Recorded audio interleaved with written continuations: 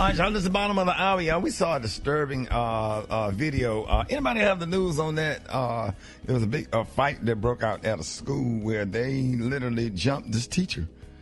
And it is just absolutely heartbreaking. I'm going to post a video on RickeySmileyMorningShow.com and post it on my Instagram. It is just absolutely sad. I don't know the backside of the story, but I do know this.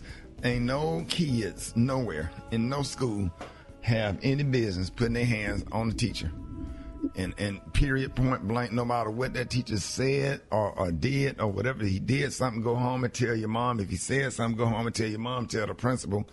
But the way these teachers was jumped in the hallway at school was absolutely disturbing. Anybody have any news? What city it was? It was outside of it. Go ahead. Of Atlanta, MLK High School. Actually, not that far from where I live. And some of the backstory, according to some of the kids' accounts, was that the teacher had said something about the boy's mama. Now, I don't know in what context it was or whatever, but the attack was way over the top. I tell you way what. over the top. I tell you what. I bet the teacher didn't roll out of bed and decide to say, "Hey, I'm gonna go talk about little Junebug Mama today." Yeah, I don't know whether he just mentioned. I don't know what it was, but nothing called for that. They said something to that teacher, and he probably retaliated if that's what he said. Whatever. I don't know teachers to be out here doing stuff like that. The kids intentionally probably got roasted back and didn't like what the teacher said, and then they decided to put their hands on it. And I have never in my life thought that I would grow up and become a man and live in a society where we would see stuff like this. Because when I tell you, I was scared of Aline Avery and Miss McNeil and Coach Jones and Coach Critton and Miss Easley. You know, I was scared of them. I'm not finna say nothing back to Miss Carson or Miss Dennis. None of them. And some of them are dead and gone. And just a thought of putting, and Miss Avery used to make me real mad. That's when we had a love-hate relationship. Couldn't stand her when I was in her class, man, but ended up being one of my best friends on this earth when I became an adult, and I became one of her caretakers or whatever. And Rick, let me ask you this. Yeah. What do you think has changed with the culture of our generation, parents, where we were afraid to even talk back in a tone toward a teacher or a coach or a principal? Because a lot of situations, parents are being friends with their kids.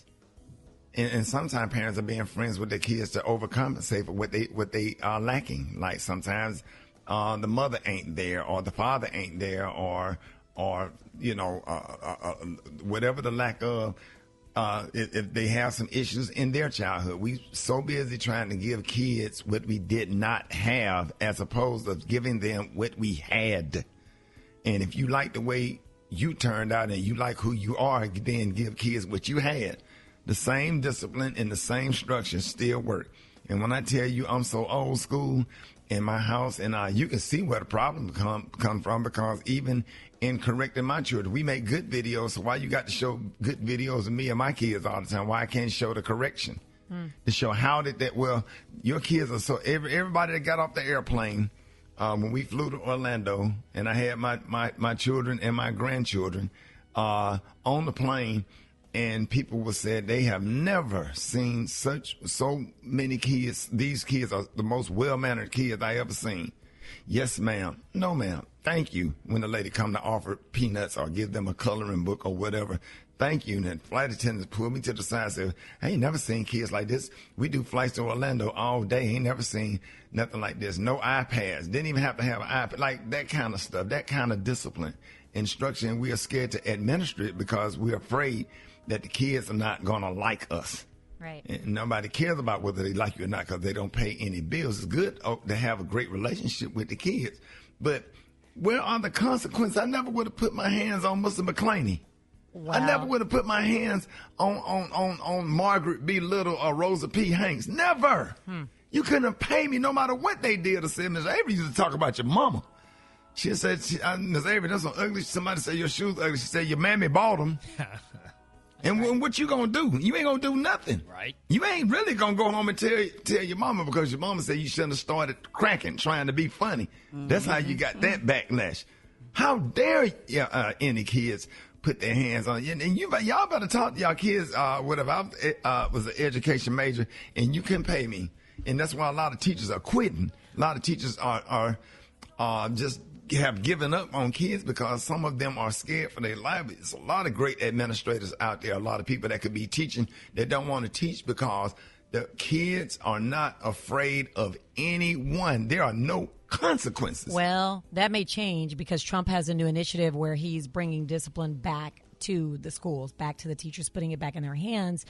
But people are concerned because black kids wind up getting suspended more than white kids for the same stuff. You know, Obama kind of rolled that back.